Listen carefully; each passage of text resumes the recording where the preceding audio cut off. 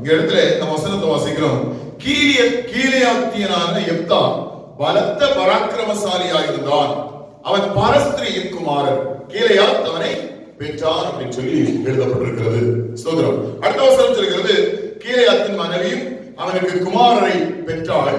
அவன் மனைவி பெற்ற குமாரன் பெரியவர்களான பின்பு அவர்கள் யெப்தாவை நோக்கி, உனக்கு எங்கள் தகப்பன் வீட்டிலே சுதந்திரம் இல்லை, நீ அந்நிய ஸ்திரீயின் மகன் என்று சொல்லி அவனை துரத்தினார்கள். அல்லேலூயா. யெப்தா பராக்கிரமசாலியா இருந்தான் எல்லா காரியங்களையும். யெப்தா ஒரு நல்ல சுதந்திரம் வீரனாய், யுத்த வீரனாய் காணப்பட்டான். எதையும் சமாளிக்க கூடியதான ஒரு திறமை யெப்தாட்ட இருந்துச்சு. ஆனாலும் அங்கே நம்ம பார்க்கிறோம், அவனுடைய தகப்பனுடைய மற்ற குமாரர்கள் இவன் பரஸ்திரியின் மகன் என்று சொல்லி இவன் என்ன செஞ்சாங்க? தள்ளி போட்டார்கள், ஒதுக்கி வைத்தார்கள். ஸ்தோத்திரம். பல நேரங்களையும் நம்முடைய குடும்பங்களையும் பல காரியங்களை சொல்லி நம்மை ஒதுக்குகிறவர்கள் உண்டு. பல காரியங்களை சொல்லி ஸ்தோத்திரம். பணத்துக்காக நம்ம பல இடங்களில் என்ன செய்யப்பட்டிருக்கிறோம்? ஒதுக்கப்பட்டிருக்கிறோம். ஸ்தோத்திரம். மொழிக்காக பல இடங்களில் ஒதுக்கப்பட்டிருக்கிறோம். ஜாதிக்காக பல இடங்களில் ஒதுக்கப்பட்டிருக்கிறோம். இனியும் சொத்து இல்லையே என்று சொல்லி ஒதுக்கப்பட்டிருக்கிறோம். இன்னும் படிப்பு இல்லையே என்று சொல்லி ஒதுக்கப்பட்டிருக்கிறோம். எந்த சூழ்நிலையில ஒதுக்கிறாலும் நான் உங்களுக்கு சொல்கிறேன், தாயின் கருவில் கண்ட தேவன் ஏற்ற வேளையிலே உங்களை உயர்த்துவார். கண்களை தலையிலே சொல்லுவோமே. ஹல்லேலூயா. என்ன ஒதுக்கப்பட்ட சூழ்நிலையில உங்க குடும்பத்திலிருந்து நீங்கள் எந்த காரியத்திற்காக ஒதுக்கப்பட்டீர்களோ, உங்கள் சமூகத்திலிருந்து நீங்கள் எந்த காரியத்திற்காக ஒதுக்கப்பட்டீர்களோ, அந்த சூழ்நிலையில உங்களுடைய முகத்தை அல்லேலூயா வெட்கப்படுத்தாமல் உங்களை ஆசீர்வதிக்கிற ஒரு தேவன் உண்டு. அவர் நிச்சயமாய் உங்களை ஆசீர்வதிப்பார். கண்களை தலையிலே சொல்லுவோமே. ஹல்லேலூயா. சத்தமா தலையிலே சொல்லுவோமே. ஹல்லேலூயா. ஸ்தோத்திரம். பல காரியங்களுக்காக ஒதுக்கப்படுறாங்க. ஸ்தோத்திரம். நம்முடைய வாழ்க்கையிலையும் யாரும் ஒதுக்கப்படலன்னு சொல்ல முடியாது. சில நல்ல காரியங்கள் குடும்பத்துல நடக்கும். ஸ்தோத்திரம். நல்ல காரியங்கள் நடக்கும்போது நம்ம போய் நின்னோம்னா நம்மளை மட்டும் ஒதுக்கி பார்க்கிறதான சிலர் உண்டு. அப்படியான சில சூழ்நிலைகள் உண்டு. மதியான வேளையில நான் சொல்றேன், என்ன காரியத்துக்காக உங்களை ஒதுக்குறாங்கன்னு தெரியல. அவங்க முன்பதாகவே கர்த்தரால் உங்களை உயர்த்த முடியும். கரங்களை தலையிலே சொல்லுவோமே. ஆண்டவரே, நான் என்ன காரியத்துக்காக ஒதுக்கப்பட்டேனோ அந்த காரியத்தின் மேல எனக்கு கர்த்தர் ஒரு அற்புதத்தை காண செய்யுங்க ஆண்டவரே, எனக்கு கர்த்தர் ஒரு அதிசயத்தை காண செய்யுங்க ஆண்டவரே அப்படின்னு சொல்லி நீங்க ஜெபம் பண்ணீங்கன்னா நிச்சயமாக நாம் ஆராதிக்கிற தேவன் ஒரு பெரிய ஜெயத்தை நமக்கு கட்டளையிட வல்லமை உடையவர். ஹல்லேலூயா. ஹல்லேலூயா. ஏன்னா அல்லேலூயா ஒதுக்கப்பட்ட தள்ளப்பட்ட இடத்துலதான் கர்த்தர் தூக்கி நிறுத்துகிறார். ஹல்லேலூயா. எல்லாராலும் கைவிடப்பட்டுட்டீங்களா? எல்லாராலும் ஒதுக்கப்பட்டுட்டீங்களா? எல்லாரும் தள்ளிட்டாங்களா? அப்படி ஒரு சூழ்நிலை தான் வாழ்க்கையில் காணப்படுகிறதா? என் செய்தியை கேட்டுக்கொண்டிருக்கிற ஒவ்வொருவருக்குமா நான் சொல்றேன், தள்ளப்பட்ட அந்த சூழ்நிலை அல்லேலூயா அந்த சூழ்நிலை தான் உங்களை உங்களுடையவர்கள் மத்தியில் உயர்த்த போகிற ஒரு ஆசீர்வாதத்தை கொண்டு வர போகிறது. ஹல்லேலூயா. சந்தோஷமாக சொல்லுவாங்க. ஹல்லேலூயா. ஹல்லேலூயா. அப்போ யெப்தாவை அவங்க வீட்டுல இருக்கிறவங்க எல்லாரும் சேர்ந்து தள்ளிட்டாங்க. பெற்ற தாயும் தகப்பனும் எல்லாரும் சேர்ந்து தள்ளின உடனே அவன் என்ன செய்தான்? அங்கே வாசிக்கிறோம், வீணரான மனுஷரோட கூடிக்கொண்டு, வீணரான அப்படி அல்லேலூயா வீணாய் போகிற சில காரியங்களை செய்து கொண்டு, வீணான அல்லேலூயா அலுவல்களிலே சிக்கிக்கொண்டு, அப்படின்னா வீட்டை விட்டு அல்லேலூயா நல்ல ஒரு ஆசீர்வாதமான சூழ்நிலையை விட்டு அவன் தள்ளப்படும் போது வழி தவறி போகிறதான அனுபவம் அவனுடைய வாழ்க்கையில வருகிறது. ஆனாலும் வசனம் சொல்கிறது நம்முடைய வாழ்க்கையில அப்படித்தான் ஒரு சூழ்நிலை இருந்துச்சு. எங்க தேடி வருவோமா என்று சொல்லி நம்பிக்கை இழந்ததான ஒரு சூழ்நிலை. ஆனா தாயின் கருவில் கண்ட தேவன் நம்மளை கைவிடவே இல்லை. ஹல்லேலூயா. ஹல்லேலூயா. நம்முடைய வாழ்க்கையில அநேக பின்மாற்றங்கள் இருந்தது. நம்முடைய வாழ்க்கையிலும் கிறிஸ்துவை விட்டு அகன்று போன சூழ்நிலைகள் இருந்தது. நம்மோடு கூட இருக்கிறவர்கள் பலரும் இன்று கிறிஸ்துவுக்குள் இல்லை, கிறிஸ்துவை விட்டு அகன்று போய்விட்டார்கள். ஆனால் நம்மை குறித்து தேவனுக்கு ஒரு திட்டம் இருந்தபடியினாலே அகன்று போன நம்மையும் கர்த்தர் திரும்பவும் பிடித்துக் கொண்டார். ஹல்லேலூயா. ஆண்டவருடைய எவ்வளவோ தூரமா போனோம், ஆனால் கர்த்தர் கிருபையா நம்ம என்ன செஞ்சாரு?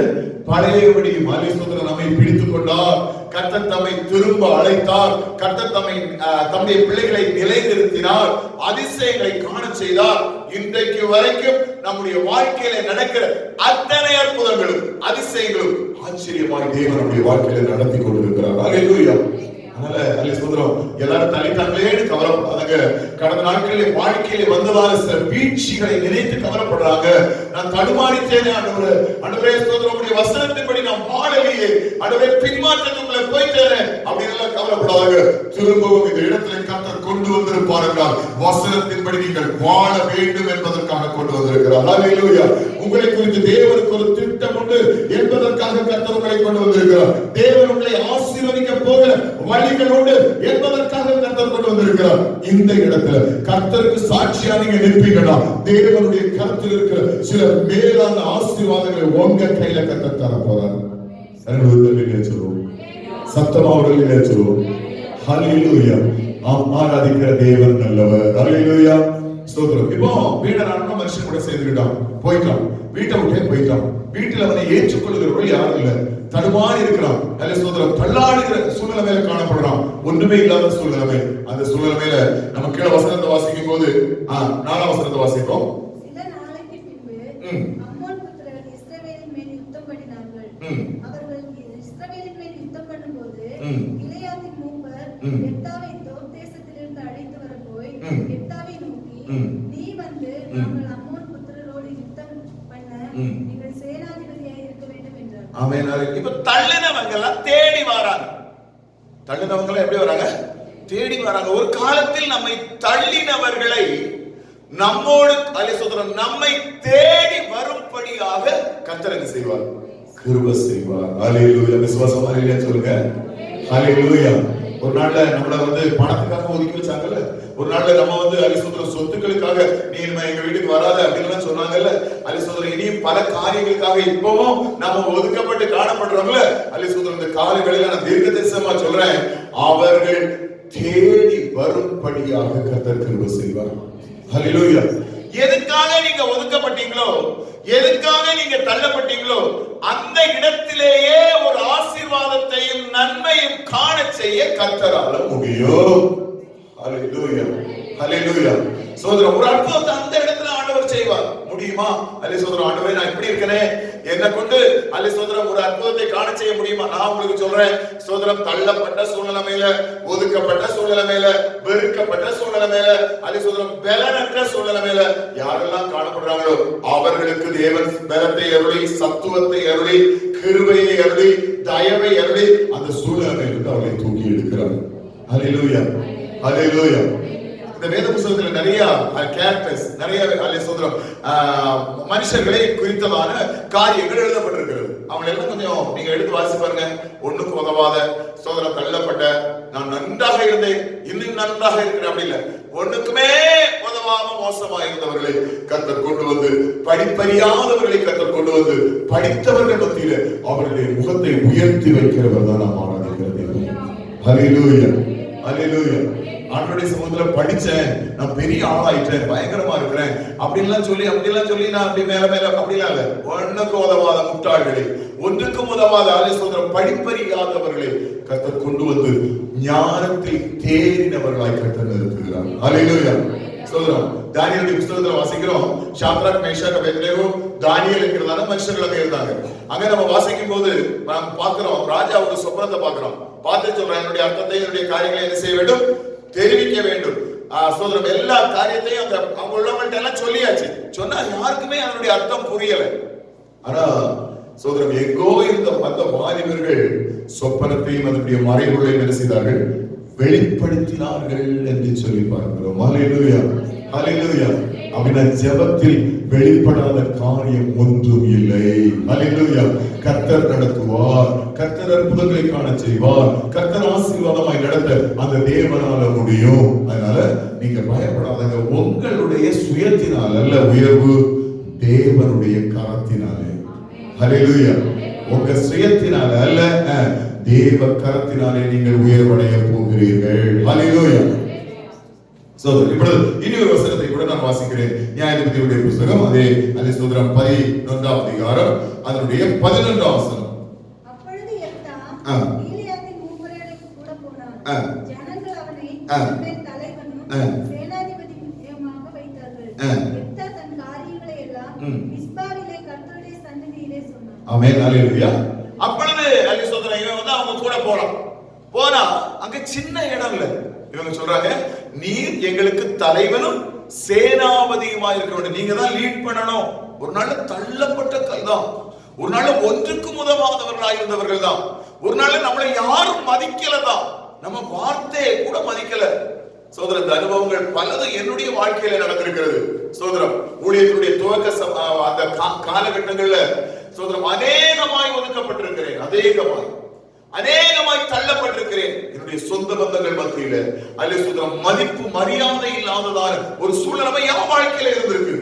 பல நேரங்களையும் அல்ல சோதரம் என்ன செய்வது என்று தெரியாமல் பல காரியங்களுக்காய் தடுமாறி இருக்கிறேன். பணம் இல்லாததினால, இன்னுமா அல்ல சோதரம் பிள்ளைகளை படிக்க வைக்க முடியாதபடியினால, இப்படி பல காரியங்களிலே அல்ல சோதரம் ஒண்ணு இல்லாம இருந்திருக்கிறேன். ஆனா கர்த்தர் நடத்துகிற விதம் ஆச்சரியம். கர்த்தர் சொல்லுவோமே, ஹalleluya. எங்கெல்லாம் நான் வெட்கப்பட்டனோ, எங்கெல்லாம் அவமானப்பட்டனோ, அவர்களுக்கு முன்பதாக கர்த்தர் என்னை தூக்கி நிறுத்தினார். கர்த்தர் சொல்லுவோம். எங்கெல்லாம் என்னை உதறி தள்ளினாங்களோ, எங்கெல்லாம் அல்ல சோதரம் நல்லா இருப்பதில்லைன்னு சொன்னாங்களோ, அவர்களுக்கு முன்பதாக கர்த்தர் என்னை என்னுடைய குடும்பத்தையும் ஆசீர்வதிக்க ஆரம்பித்தார். ஹalleluya. அதனால நான் உறுதியா சொல்ல முடியும், என்னை கர்த்தர் ஆசீர்வதிக்க முடியும்னா இங்க இருக்கிற தள்ளப்பட்டவங்க அத்தனை பேரை கர்த்தர் ஆசீர்வதிக்க முடியும். ஹalleluya. எனக்கு ஒண்ணு மட்டும் தெரியும், இந்த இடத்துல இருக்கிறவங்க நீங்க எல்லாருமே அல்ல சோதரம் ஏதோ ஒரு விஷயத்திற்காக, ஏதோ ஒரு காரணத்துக்காக உங்க குடும்பத்தை விட்டு, உங்களுடைய மற்றவர்களை விட்டு, உங்களுடைய சொந்த பந்தங்களை விட்டு தள்ளப்பட்டவர்கள் தான். ஆனா கர்த்தர் ஏற்ற வேளையில் அல்ல சோதரம் உங்களை அவர்கள் முன்பதாக உயர்த்த போறார். ஒரு ஆசீர்வாதம் கடந்து வரப்போகிறது. விசுவாசிக்கிறவங்க சத்தமாக அல்லேலூயா சொல்லுவாங்க. இந்த வார்த்தை அல்ல சோதரம் என்னுடைய வாழ்க்கையில் நடக்க போகிறதுன்னு சொல்லுவாங்க. அல்லேலூயா சொல்லுவாங்க. கர்த்தர் அப்படியே செய்ய போறான்னு சொல்லுவாங்க. அல்லேலூயா சொல்லுவாங்க.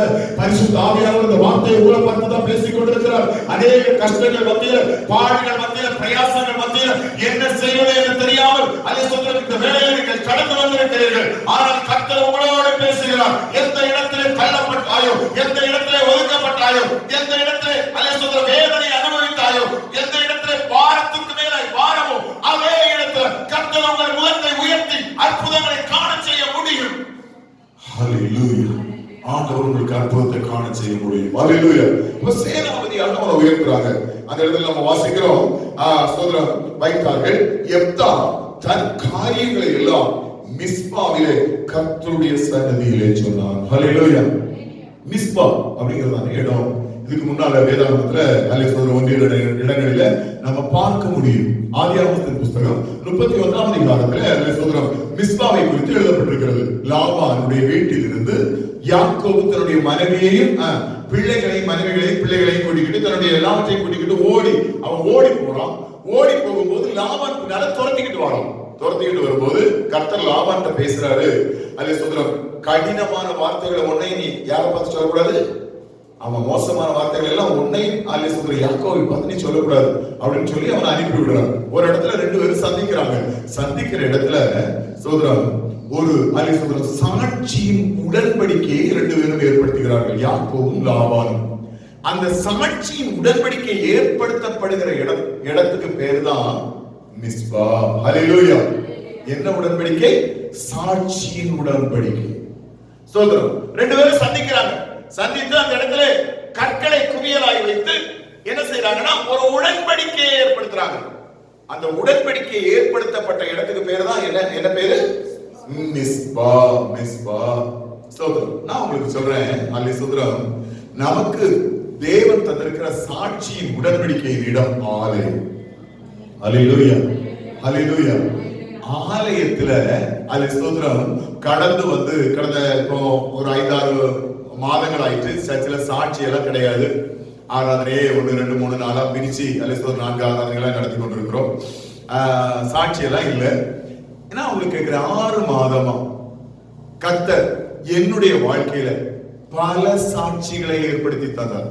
1 இல்ல 2 இல்ல, பல சாட்சிகள் சொன்னா நிறைய சாட்சிகள் சொல்லிக்கிட்டே இருக்கலாம். அவ்வளவு சாட்சிகள் எனக்கு உண்டு அப்படின்னு சொல்றவங்க மட்டும் கையை தூங்க போவோம். ஹalleluya. எல்லா கைகளையும் உயர்த்தப்படுகிறத நான் பார்க்கிறேன். ஏன்னா கடந்த நாட்களிலே வந்த காற்று மழையிலே கர்த்தர் நம்மை பாதுகாத்தது ஒரு சாட்சி. ஹalleluya. அநேக மரங்கள் வீடுகள் மேல விழுந்தது, நம்ம வீட்டு மேல மரம் விழல, அது ஒரு சாட்சி. ஹalleluya. இன்னுமா யாரு சோதரம் எத்தனையோ நிலச்சரிவுகள் வந்து எத்தனையோ உயிர்களை எடுத்துக்கொண்டு போனது. நமக்கு கர்த்தர் ஒரு அற்புதத்தை செய்து எந்த பாதிப்பும் இல்லாம நாமளும் மலை சைடுல தான் இருக்கோம், நாமளும் மரங்களுக்கு கீழே தான் இருக்கோம். எல்லாவற்றையும் கர்த்தர் அற்புதமாய் நடத்தி தந்தார். இதெல்லாம் சாட்சி. ஹல்லேலூயா. ஆலயம் சாட்சியின் இடம். ஹல்லேலூயா. நம் தேவனுடைய நாமம் மகிமைப்பட சாட்சி சொல்கிற இடம் தான் ஆலயம். இது சாட்சி எழுப்புகிற இடம்.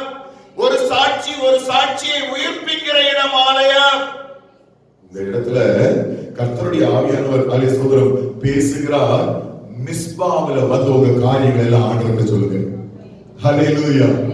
அவன் தன் காரியங்களை ஆண்டவரே, நான் அப்படிப்பட்டவன் தான், நான் வீணரான மனுஷன் கூட சேர்ந்தவன் தான், நான் தள்ளப்பட்டவன் தான், ஒன்றுக்கு உதவாதவன் தான், எனக்குன்னு சொல்லி எதுவுமே இல்லைன்னு சொல்லி தன்னுடைய காரியங்களை எல்லாம் மிஸ்பாவில் தேவனிடத்துல சொன்னான். ஹல்லேலூயா. தன்னுடைய காரியங்கள் எல்லாவற்றையும் தேவனிடத்தில் மறைக்காமல் அவன் சொன்னான். வீணரான மனுஷன் கூட சேர்ந்தாலும் அவனுக்கு ஆலயத்தை பற்றினதான ஒரு பக்தி வைராக்கியம் இருந்து கொண்டே இருந்துச்சு. ஹல்லேலூயா. ஹல்லேலூயா. சந்தோஷமா ஒரு அல்லேலூயா சொல்லுவாங்க. இத்தனை நாட்கள் ஆராதனை இல்லாததான சூழ்நிலை இருந்துச்சு. ஆனா ஆராதிக்கும் போதுதான் உண்மையிலே ஒரு சந்தோஷமா இருக்குன்னு சொல்ற போது அல்லேலூயா சொல்லுவோம். பாப்போம். இந்த 1.5 மணி நேரம் ஆராதனையில இல்ல, ஆராதிச்சு போயிட்டு அந்த வாரமே ஒரு சந்தோஷம் தான். அப்படியா இல்லையா? ஹல்லேலூயா. ஆராதனை இல்லாத நாட்கள் வாழ்க்கையில வெறுமையான நாட்களாய் காணப்பட்டுச்சு. ஆனா கர்த்தர் நமக்கு திரும்பவும் ஆராதிக்கும்படியான வாய்ப்பை தந்திருக்கிறார். ஹல்லேலூயா. கர்த்தர் நம்மை நடத்துவாராக. அதனால மிஸ்பாவிலே தேவனுடைய சமூகத்திலே வந்து சொன்னார். அடுத்து 30வது வசனத்தை வாசிப்போம். 30வது வசனம். அப்பொழுது எப்தா கர்த்தருக்கு ஒரு பொருத்தனை பண்ணி போதும். அப்பொழுது எப்தா கர்த்தருக்கு என்ன செஞ்சா? ஒரு பொருத்தனை பண்ணினான். பொருத்தனை பண்ணினான். ஹல்லேலூயா. அவன் சொல்லும்போது சொன்னா, ஆண்டவரே நான் யுத்தத்துக்கு போறேன், எனக்கு யுத்தத்தை பத்தின பெரிய பிராக்டிஸ் எல்லாம் இல்லை, நான் ஒரு பெரிய ஆளு கிடையாது, ஆனா யுத்தத்துக்கு போறேன். யுத்தத்துக்கு கர்த்தர் எனக்கு ஒரு ஜெயத்தை கட்டளையிட்டால் திரும்ப வரும்போது எது என் கண்களுக்கு முன்பதாக முதலாவது படுகிறதோ அதை உமக்காக பலியிடுவேன், பலி செலுத்துவேன் சொல்லி ஒரு பொருத்தனை பண்ணான். ஸ்தோத்திரம். நான் உங்களுக்கு சொல்றேன், நம்முடைய பலத்தை வச்சு ஒரு காரியத்தையும் நாம் நேடி எடுக்க முடியாது, ஒரு காரியத்தை நம்ம சம்பாதிக்க முடியாது. அது எப்தாவுக்கு நல்லா தெரிஞ்சு, நான் போனோம்னா தோத்து போவேன். அதனால ஒரு பொருத்தனை பண்ணா, இந்த யுத்தத்தில் நீர் எனக்கு ஒரு ஜெயத்தை தருவீரானால் நான் இதை உமக்கு செலுத்துவேன். ஹல்லேலூயா. இந்த வேளையில நாம ஒரு பொருத்தனை பண்ணணும். ஆண்டவரே, என்னால பல காரியமும் முடியாதுதான், முடிச்சு தந்தீங்கன்னா நான் இதை உமக்கு செலுத்துவேன். ஹல்லேலூயா. ஹல்லேலூயா.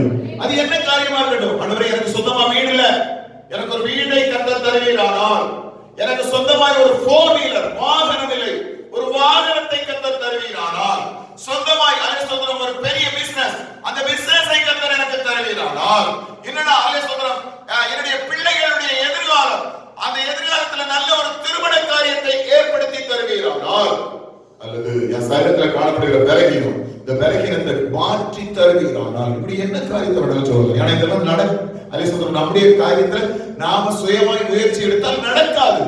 ஆனால் கர்த்தர் தீர்மானித்த ஒரு செகண்ட்ல இதெல்லாம் நடக்கும். கர்த்தர் சொல்லுவாங்க, இப்ப ஆண்டவர் ஒரு பொருத்தனை பண்ண போறோம். ஆண்டவரே, இந்த காரியத்தை நீர் எனக்கு ஏற்படுத்தி தருவீரானால். ஹல்லேலூயா. எப்போ நான் சொல்லிருக்கேன், இந்த பொருத்தனை பண்ணும் போது ஆண்டவர்கிட்ட நம்ம சொல்லுவோம், ஆண்டவரே நீர் எனக்கு இதை செய்து தருவீரானால். முடிஞ்ச பிறகுதான் நாம என்ன செய்ய போறோம், அந்த காரியத்தை ஆண்டவருக்கு செலுத்த போறோம். அதனால அது என்ன காணிக்கையோ அல்லது எந்த காரியமா இருக்கட்டும், முதல்ல தீர்மானம் பண்ணி அதை தருகிறவர் யாரு? யாரு? இல்ல ஆண்டவரே நான் உமக்கு செலுத்துகிறேன், நீர் அதற்கு பின்பதாக எனக்கு தாரும் அப்படின்னு சொன்னா அடுத்த நிமிஷமே அற்புதம் நடக்கும். அது அதை விட ஸ்பீடா நடக்கும். ஆனா நம்ம அப்படி செய்யறது இல்லை. இப்போ நான் உங்களுக்கு சொல்றேன், இப்பமாவது ஒரு தீர்மானம் எடுங்க, ஒரு பொருத்தனை பண்ணுங்க. நீர் எனக்கு இந்த காரியத்தை செஞ்சு தருவீங்கன்னா நான் இதை உங்களுக்கு செலுத்துகிறேன் ஆண்டவரே. எல்லாரும் ஒரு நிமிஷம் கண்களை போடுவோங்க. எல்லாரும் ஒரு நிமிஷம் கண்களை போடுவோம். கண்களை மூடி ஆண்டவரை ஜெபம் பண்ணுவோம். ஆண்டவரே, ஏதாவது ஒரு காரியத்தை மனசுல, ஆண்டவரே இந்த காரியம் என் கடன் பாரம் அல்லது என் பிள்ளைகளுடைய திருமண காரியம், இந்த காரியத்தை நீங்க செஞ்சு தந்தீங்கன்னா ஆண்டவரே நான் இதை உங்களுக்கு செலுத்துகிறேன் ஆண்டவரே. ஹல்லேலூயா. அல்லது ஒரு வாகனம் அல்லது ஒரு வீடு அல்லது அலிசோதம், நீங்க எதுக்காக நீங்க நாட்களா ஜெபம் பண்ணிக்கிட்டு இருக்கீங்களோ அந்த காரியத்தின் மேல எனக்கு ஒரு அற்புதத்தை காண செய்வீர்கள். ஆண்டவரே நான் இதை உமக்கு செலுத்துவேன். ஒரு பொருத்தனை பண்ணுவோம். பொறுத்தனையோடு இன்னைக்கு யாரை ஸ்தோத்திரம் நம்ம வீட்டுக்கு கடந்து செல்வோம். எப்தாவை ஆசீர்வதித்த தேவன் நம்மையும் ஆசீர்வதிக்க முடியும். எப்தாவுடைய வாழ்க்கையிலே அதிசயங்களை காண செய்தவர் நம்முடைய வாழ்க்கையிலும் அதிசயங்களை காண செய்ய முடியும். இன்றைக்கு ஒரு அதிசயத்தை பார்க்க போறோம். ஹல்லேலூயா. வீணரான மனுஷரோடு சேர்ந்த எப்தாவை அதிசயமாக கர்த்தர் ராஜாவாய் மாற்றினார். தள்ளப்பட்ட எப்தாவை அதிசயமாக கர்த்தர் அந்த சேனாபதியாக மாற்றினார். சேனாபதியாக மாற்றின மட்டும் இல்ல, அல்லேலூயா, யுத்தத்திலே அதிசயமாக ஒரு ஜெயத்தை கொடுத்தார். அற்புதங்களை காண செய்தார். நம்முடைய வாழ்க்கையிலேயும் கர்த்தர் அப்படியான ஒரு அற்புதத்தை காண செய்ய முடியும். ஒரு பொருத்தனை பண்ணுவோமே, எனக்கு இதை தந்தீங்கன்னா நான் இதை உங்களுக்கு செலுத்துவேன். நான் இதை செலுத்துவேன். என்னுடைய சீக்கிரம் நல்ல பிதாவே, ஆசீர்வாதமான இந்த வேளைக்கு நன்றி அப்பா. ஆண்டவரே, இந்த வார்த்தையை கேட்க கர்த்தர் பாராட்டின கிருபைக்கு நன்றி. தொடர்ந்து கூடிய கிருபை இரக்கத்தை கூட இருக்கட்டும். ஆசீர்வதி. எப்தாவை போல வைராக்கியத்தோடு தீர்மானம் எடுத்து முன்னாலே ஓட கிருபை செய். நீரே வழி நடத்து. இயேசுவின் நாமத்தில் ஜெபம் கேளும் நல்ல பிதாவே. ஆமென். ஆமென்.